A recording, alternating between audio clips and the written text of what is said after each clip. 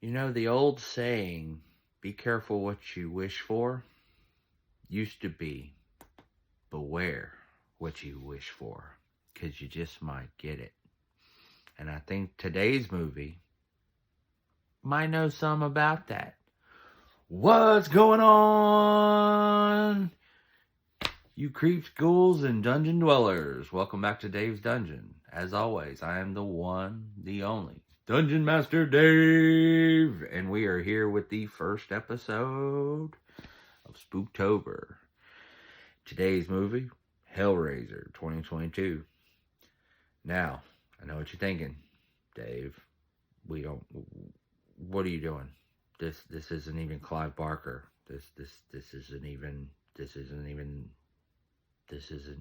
What are you doing? Don't worry. I think this movie has merit. And for those of you who hate this movie, feel free to click off now, because I don't. I actually kind of dig this movie, and we'll talk about why in a minute. So, before we get into the sort of details, let's talk about who made this movie and what kind of stuff went on with making this movie. So this is a Hulu and Paramount production. It was directed by David Bruckner and was written by David S. Goyer. If you recognize those two names, Bruckner and Goyer, you recognize a little movie by the name of The Monster House. Yeah, you're a true horror fan and a real OG. Trust me. Because if you recognize that, you know that this was going to be a fire movie, okay? The Monster House is a deep cut, okay? It's an old classic that you probably know and as a kid watched and loved. But Hellraiser? So let's talk about it. Let's get into it.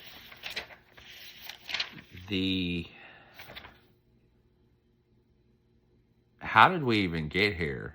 The success of Halloween kind of created a need, and Miramax went, that movie did really well. Can we do anything with Hellraiser?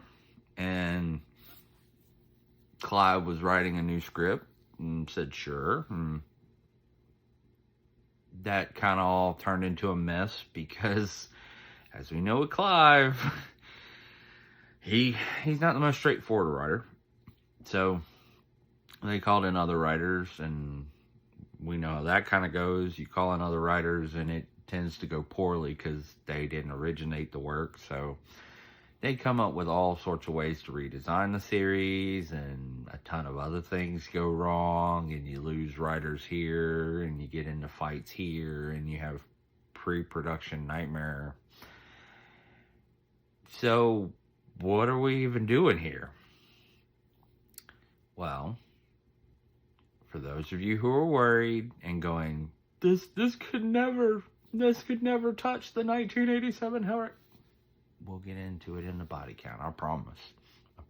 I know what you're thinking, and I know what you're saying, and I have such good news for you. Just enjoy the rest of this review with a smile on your face, because as of December of, I think, 2020, Clive finally has the rights back to this franchise. You heard me right. Clive Barker has the rights to the Hellraiser franchise again, as of December 2020, I think. If it wasn't December 2020, it was 2021. But that's enough ado about the window dressing and the history of the movie. Let's get into the body count. We have 1, I got your money. Do you have my Rubik's Cube? 1, come to the party, stay for the drugs and the toys. 1, one saying I love you too soon, foo. 1 big oof of saying I love you too soon. Oof. Foo. 1, the Lunchables dinner was awkward. 1, overbearing big brother who doesn't understand what actual support is. 1 friend group more interested in the tea than helping their so-called friend. 1 I've got one little heist, and all I got was this puzzle. One little mistake, and then it's out of the house with you, and quote, fuck you, get your shit and get out. One ill-advised drug trip around the merry-go-round. One, don't put your finger in there, are you crazy? 3, if not you, then another. Sacrifice your friends to cover your ass scenarios. And we'll talk about those in the gory details, so don't you worry. 1, you shouldn't have kicked me out, big bro. That's your fault, big bro. 1, blood for the blood god ritual. Actually, 2 of those. 1, let's doubt the victim while asking them for answers scenario. You know, because those are so popular nowadays. We have 1, the cops can't do anything. We have 1,000, what is that? The movie's plentiful.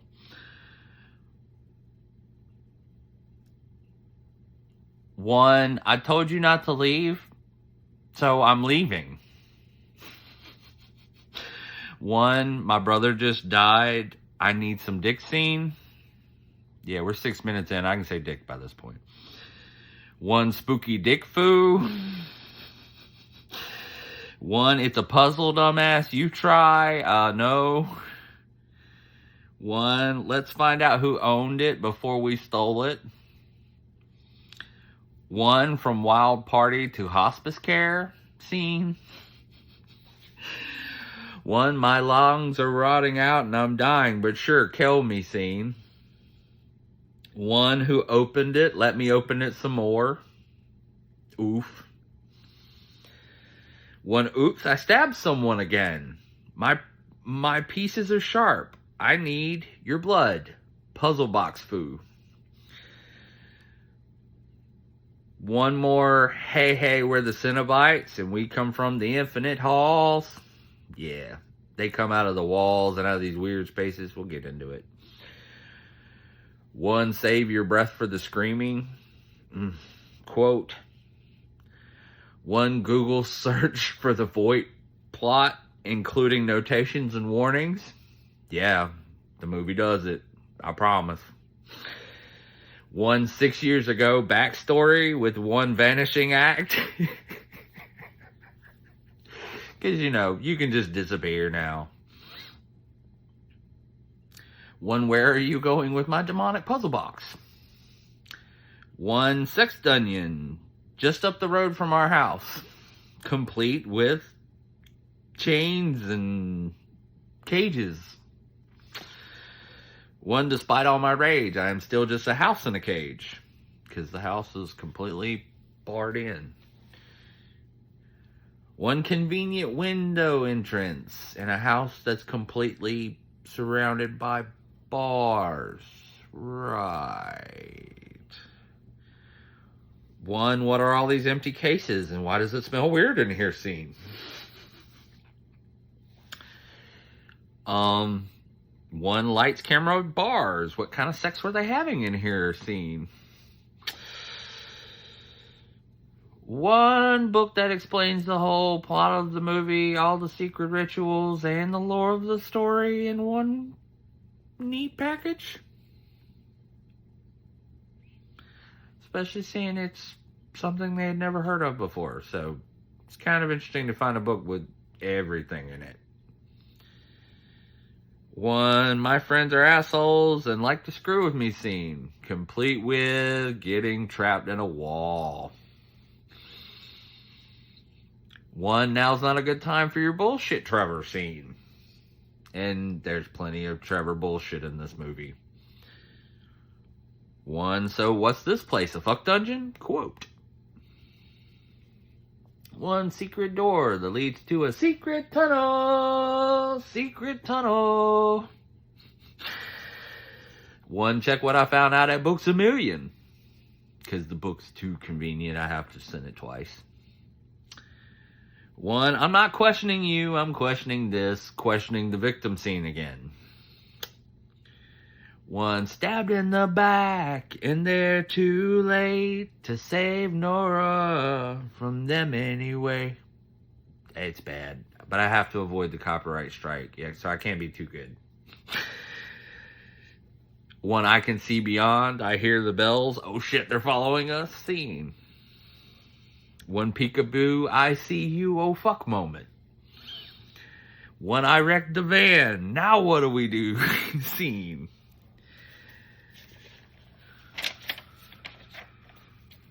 Sorry, give me a second. Flipping notes. One, feed the box and get your brother back deal. One, if not you or another again, but for real this time. One, he just wants a hug or a big kiss. Scene. And if he doesn't want you, he wants her. He doesn't want you, he wants her. One, she didn't just choose the Cenobite. We can do that. Sort of oh shit moment. One, sweet release. I did it all for the lulz. One, back to the creepy house that got our friend killed. One, magic bars for their protection. Boy, you sick fuck. One, these are strong. Keep them in case we survive. Drug addicts. One, grand prize no one actually wants to win. Getting into the finale of the film. One, you dirty rat. How could you, Trevor? One configuration away. Be patient. Every second is a lifetime. Catfight. One, we're gonna let one in. Oops, we let them all in. Oh shit, Colin's been stabbed, and now we're running all about. Scene. One, it was Voight all along. Reveal. One, making the Leviathan rue the day it thought it could give Roland Voight a pain amplifier. Monologue. One, I choose wrong, and then I choose wrong again. Scene. One, Trevor, I choose you. Pokedex complete. Scene. One, no deal. I don't need you. Lament of the box. One, I hope I made the right choice. With Stinger, showing that she probably actually did. I have to give this movie 4 skulls. Dave says, go watch it. Now, I have to give MVPs out. And these MVPs go to Goran Vishnish, who plays Roland Voight. And quote, my favorite line of his from the movie was, no. And you'll when you see it, you'll see why. I really have to also give MVPs to Odessa Azion, who played Riley, our protagonist. Adam Faison, who played Colin, who ended up being her sort of sidekick character throughout. Jamie Clayton, who played the priest. And for those of you who are wondering who the priest is, that's your pinhead. For those of you who are uncultured and don't know that this one's the priest, giving you the evil eye. I want to give a shout out to Selena Lowe as the Gasp, Zachary Hing as Asphyxia, Jason Lyles as the Chatterer, and Yinka Olorinef as the Weeper. I apologize about your last name, but Yinka, you definitely played an awesome role in the Weeper. Split hands, crying all the whole time, the Weeper. There were some others, but they were sort of only seen for a minute, so we're not going to give you an MVP, but I really do. I want to give all the Cenobites a shout out, even if you were only pictured a little bit, but these other names are really hard and I'm going to butcher them, so shout outs to you. Just know that I appreciate you for being in the movie. But that's going to end the body count, and I gave you 4 skulls, so that's going to do it for this review of Hellraiser 2022. If you don't want spoilers, if you do, stick around for the gory details. But this is where we say bye to you who need to go see the film. Bye-bye. Bye-bye. Go watch it. Go watch it and come back. It'll be another 10 minutes of me talking. Trust me. Just go watch it. I'll be here. Did they leave yet? Are they gone? One vape disappearance. Okay, that was your signal to leave. Alright, so, Dave, what are you doing recommending Hellraiser 2022? I like this film. I think it really has nothing to do with 1987's Hellraiser in any way, though. You can't. That series is that series, and Hellraiser 2022 is a new beginning. And I say that very carefully because I want to be very careful and think about the series with Kirsty in it as one visitation of the box, started by Frank. And if you want to go by the Hellbound Heart, we can go by Rory, her dad Larry, in the film. It started by Frank, and then it moves into Larry's life and moves into Kirsty and Julia's life, and that story progresses from there. And even in the Hellbound Heart, it's called the Le Méchant box. It's not called the Lament configuration. It's called the Le Méchant box. So I want to think about the 87 series and those 10 films as their own one set of encounters with the box. And I want to think about Hellraiser 2022 as the start of a new set of visitations by the box, of what's it like when it wasn't encountered by Frank? What was it like when it was encountered by somebody else? And sort of how does the box differ and how it treats people. And so I don't think you have to throw away Hellraiser, the first series, the 87 through with those 10 films, to enjoy Hellraiser 2022. I just think you need to think about it as, well, the box is still in the world, and the things that want the box still in the world and still affecting people's lives, make sure that it's still affecting people's lives. If you feel me? So I think you can love and enjoy 87 and its whole premise the whole way through. Just don't try to compare that to this. Don't try to give me a comparison of what it's like for Kirsty with Riley, or I think it's Riley. Yeah, Riley. Riley is not even a good foil for Kirsty. Kirsty is innocent. Kirsty is sort of a perspective of innocence in the 87 version of Hellraiser from the beginning. Riley is not. Riley is a drug addict, is a recovering drug addict. We may see some stumbles, but supposedly recovering drug addict. Thief, been in prison from the sound of it. We get the sense that Riley and Trouble aren't far from one another, especially in the sense that her brother gives out. And I think that sort of speaks to what's going on and what the differences are between Hellraiser 22 and Hellraiser 87. 87, it's the hell of experience. It's the hell of you don't know what you're getting into until it's too late.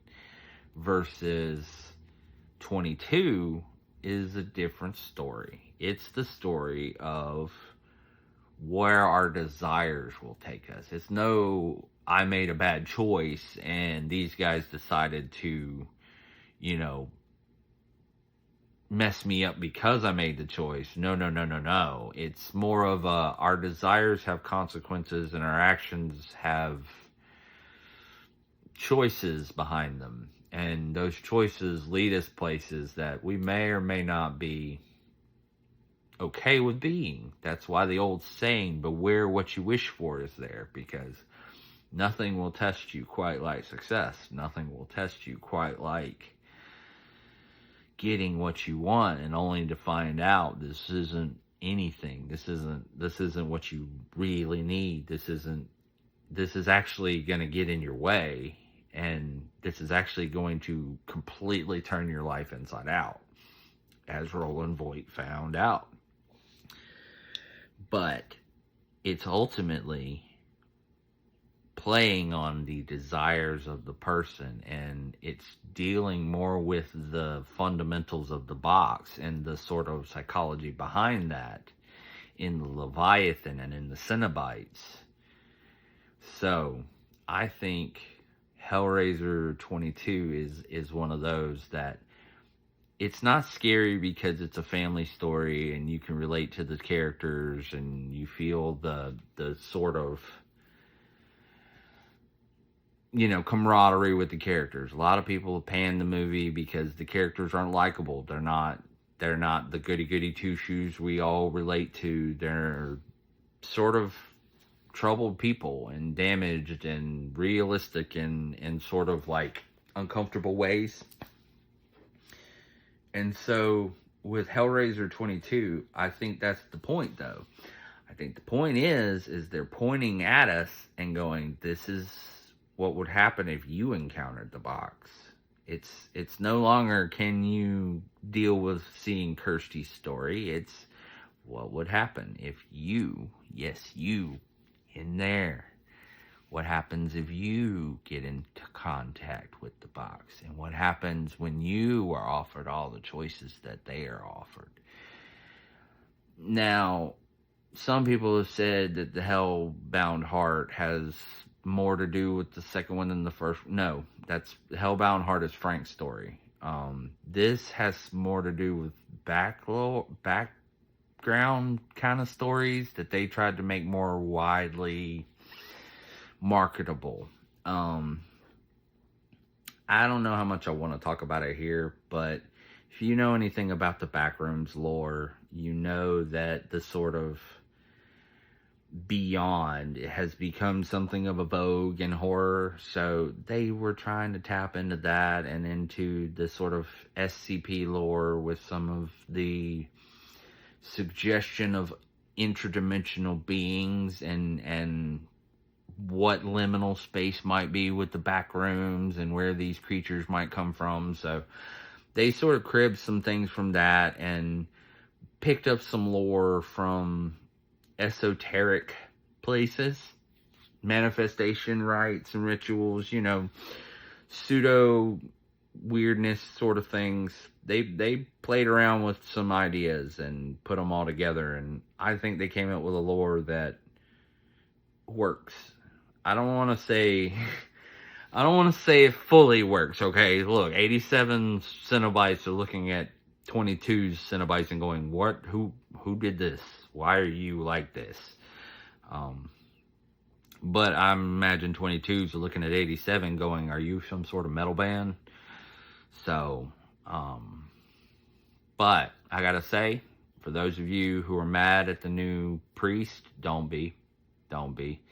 The sort of Hellbound Heart itself kind of plays with that, whether the entity itself is male or female, and I would even play even further. What if these aren't the only Cenobites? What if there are many priests? There are many of them, and not just one sort of interdimensional demon that floats around and terrifies everybody who plays with this one box, you know? So I don't know. I think that might be it. I think that's gonna be enough of a talk through to get you through this. Hey, we made it through, and it's only 24 minutes. I mean, you really can't be mad at me. This review is actually pretty short, and we got through the gory details a little fast. Yeah, I just really think you should see this with an open mind and take 87 out of your head. 87's not doing you any favors, and for a lot of people, I mean, 87 is not your favorite film anyways. And I know that's blasphemy because for me it's Five Skulls and it's an instant classic. But I've seen people squirm their way through Hellraiser 1 and now are going, I don't want to do Hellraiser 2022. And I'm going, is it because you're just over the concept, or is it in the kind of nod like, yeah, I don't know if I can handle the gore again. And so it's like, guys, handle the gore again. It's Hellraiser 2022 has made it more digestible. I really do think people are going to like it. Now, is it as good as Hellraiser 87? Oh, hell no. But it's worth watching. It's worth watching. But that's going to do it for this episode of Spooktober and the first day. So, thank you so much for watching. Tomorrow. What's tomorrow? Let's look. Terrifier 2. Ooh, you thought we were going to go light. Nah, we're going full gas. So, thank you so much for joining me, Dungeon Dwellers, Creeps and Weirdos, Mutant Fam, all alike. Thank you for joining me. I hope to see you on our next adventures, but until then, stay lit.